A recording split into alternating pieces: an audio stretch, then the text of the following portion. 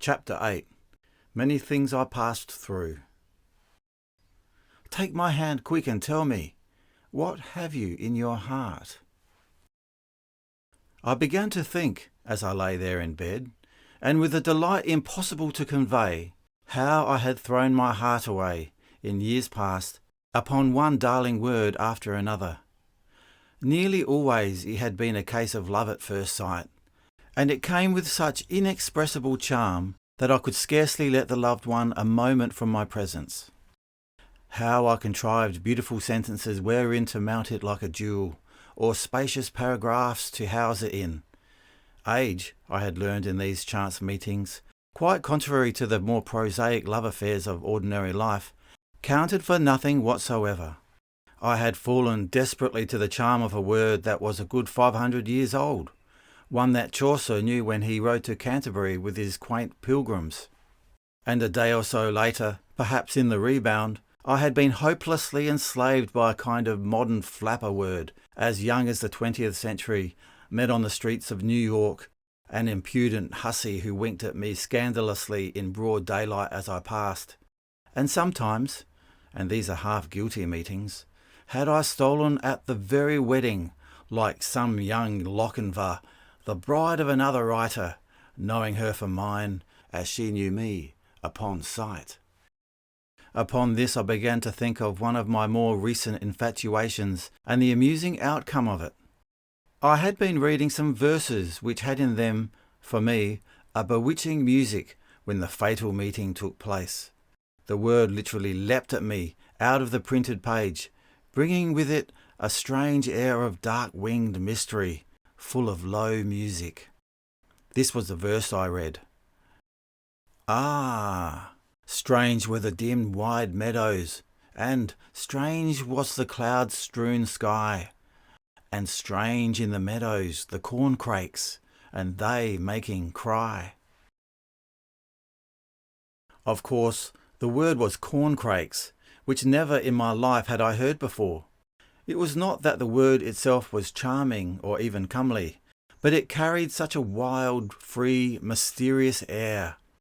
Crying strangely it was, in dim, wide meadows, with the sky above cloud-strewn.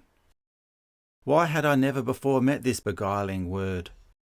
I loved it for its mystery, and at first went about with it often on my tongue, or in my thoughts, for the thrill it gave me. Nor did I care at first for closer knowledge. Too intimate acquaintance, I have found, often dissipates the mystery of words, not less than that of human beings. Some words are best left free in the place where they live, say in a stanza of poetry, for the complete impression or feeling they give us. Let them go on living, strange in the dim, wide meadows, and they making cry. But human nature is perverse, and if left with the key, will be forever peeping in at Bluebeard's secret door. And so it was that finally, my curiosity getting the better of the thrill, I opened my unimpeachable dictionary, that enemy of mystery, that destroyer of charm, that matter-of-fact abolisher of all half-lights and strange, dim meadows. I say abolish all dictionaries, and will myself head an organised movement to do it.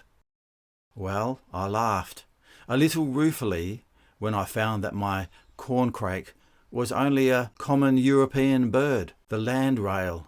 But that's the way of life. Our corncrakes are forever turning common birds. And so it was that my sudden infatuation vanished. And though, as I thought of it, I loved still the music of the verse, I could not get the same thrill of it now that I saw only common birds in those strange, dim meadows. But if some of the love affairs I remembered had been swift, passionate, and too brief, like this one, soon in love, soon out of it, I recalled others that had lasted all my life, and will, I think truly, when I am still older and greyer, touch my lips and stir my heart. The story of one of them was truly a story of early love, a word I grew up with, knew and worshipped in school, walked with through many a starry night of my dreamy youth, and have with me yet a dear companion. A word may sometimes be knit into the very soul of a man, and mean to him a whole life of wonder and adventure. I have heard people tell of acquiring a language.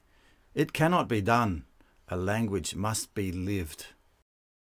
I came of pioneer stock. Each generation of my family stepped one long step westward, following the receding frontier.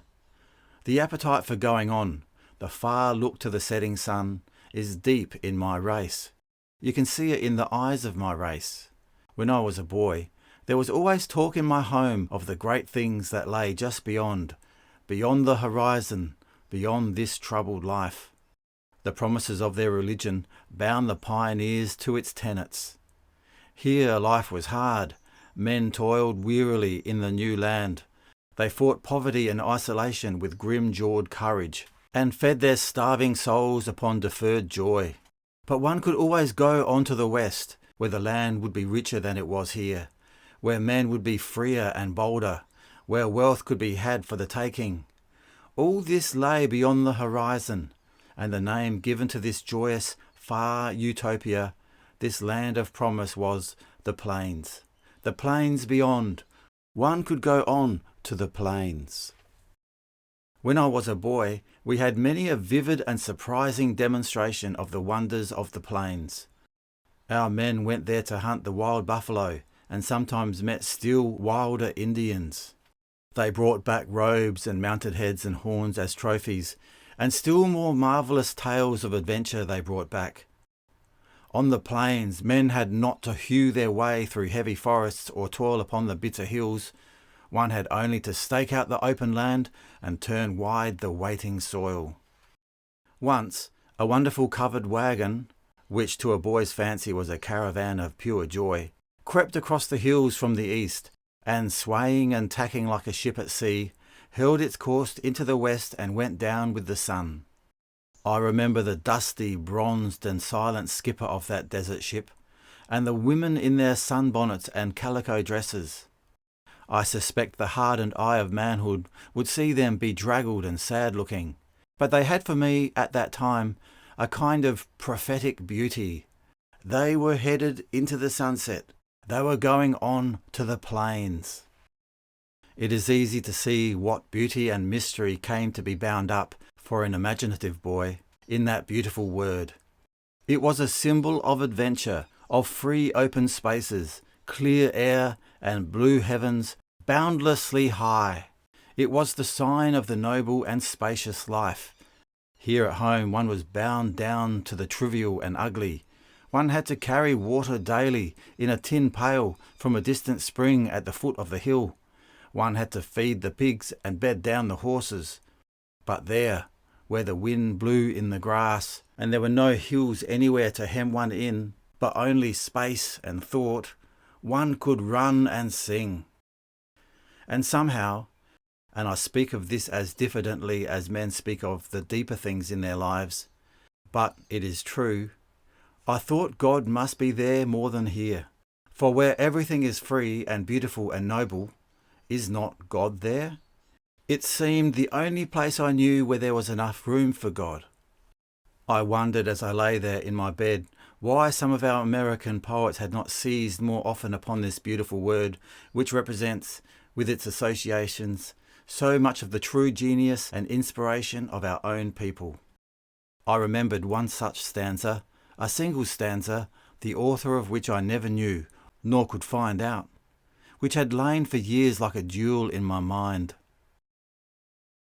I am the plain, virgin since time began, yet do I dream of motherhood, when man, one day at least, shall look upon my charms, and give me towns like children to my arms. All these things, then, were tied up in that single word, plains. The plain, which I had never heard without the kind of thrill which comes at the stirring of an old love, an old, old love.